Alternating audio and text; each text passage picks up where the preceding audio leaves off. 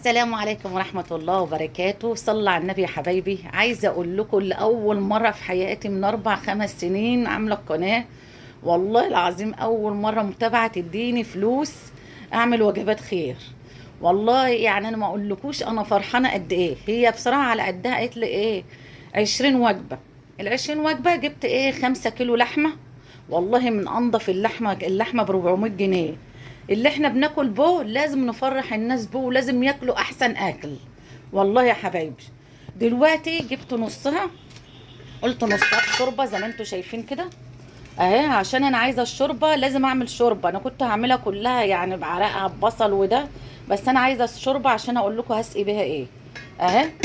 والنص التاني يا حبايبي اهو هعمله بقى، هتشوفوا بقى في الاخر شكله ايه، هيبقى تحفه. واحطه على ايه دلوقتي اهي زي ما انتوا شايفين. وشويه بقى كفته كده، وهتشوفوا الوجبات في الاخر ام رانا هتعملها ازاي وشكلها ايه. والله انا فرحانه يا حبيبي. والله انا يعني هم 20 وجبه، بس عارفه لو هعمل 100 وجبه 200 وجبه ربنا هيقويني لها وابقى فرحانه جدا جدا. اللي انا هفرق على الفقراء اللي هم من اهل بلدي. اهو مش شايفين يا حبايبي. هتشوفوا دلوقتي الكفته وهتشوفوا المنظر هيبقى ايه في الاخر هتشوفوه. اهو شايفين يا حبايبي اللحمه بقى بعرقها بالبصل بال بالجزر بالفلفل الالوان. هتشوفوها بقى شرايح في قلب الوجبات، شرايح جميله. واللحمه استوت. ودلوقتي الكفته اهي. شايفين الصبع قد ايه. انا ببينه لكم بس يا رب ما يكشش بقى. بقول يا رب يا رب ما يكشش. اهو شايفين اهو. هحطه بقى في الفرن وهوريكم بقى الوجبات اما تتعمل ان شاء الله شكلها ايه عشان ما اطولش عليكم. وهعمل ايه معاها، هل يا ترى لسان عصفور ولا رز بسمتي؟ هتشوفوا دلوقتي. وادخلها الفرن واحط لها بقى حته فحمام ما تطلع. وحبايبي هتشوفوا الوجبات فين اهو يا حبايبي. لسان العصفور في الفرن اهو. وحطيت دي فيها فحمه الكفته. وده اهو زي ما انتوا شايفين اهو.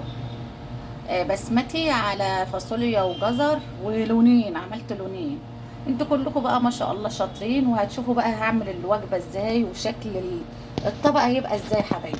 يا حبايبي الوجبات بعد ما اتعملت زي ما انتوا شايفين حته وكفتتين اهي، حته وكفتتين اهي. لسان العصفور حته وكفتتين اهي زي ما انتوا شايفين. يلا ادعوا بالله عليكم اللي هي صاحبة الوجبات، ربنا يشفيها يا رب ويحفظها لولادها يا رب، ويوفق جوزها يا رب، ويسعده ويشفيه يا رب. ادعوا معايا وجزاها الله كل خير. والله انا فرحانه جدا اللي انا عملت حاجه زي دي وهفرقها. وقالت لي فرقيها انت على الناس اللي تعرفوه اهو يا حبايبي. زي ما انتوا شايفين اهو. ادعوا لها في التعليقات وما تنسوش بقى اللايك يا حبايبي.